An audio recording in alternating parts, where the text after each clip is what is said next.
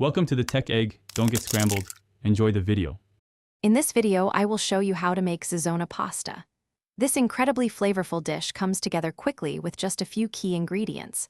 We'll focus on a streamlined approach, ensuring a rich and satisfying meal without unnecessary fuss.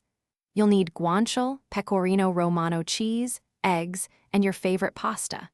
Get ready to create a truly authentic Italian experience right in your own kitchen with minimal effort.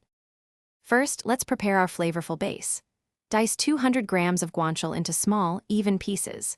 Cook it in a cold pan over medium heat until it's beautifully crispy and has rendered its delicious fat. Remove the crispy guanciale, but keep that precious fat in the pan.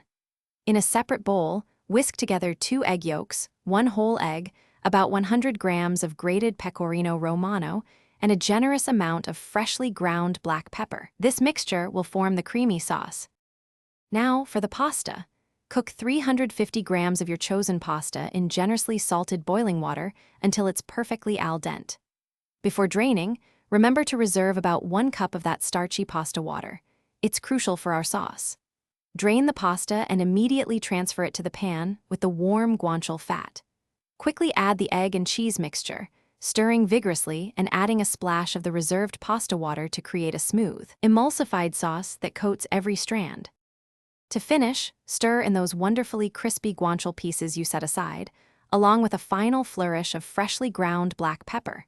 If you like, sprinkle in a little extra grated pecorino romano cheese for an even richer taste. Serve your Zozzona pasta immediately, ensuring you enjoy it at its peak creaminess and warmth. This easy method delivers an authentic, comforting Italian meal that's perfect for any occasion.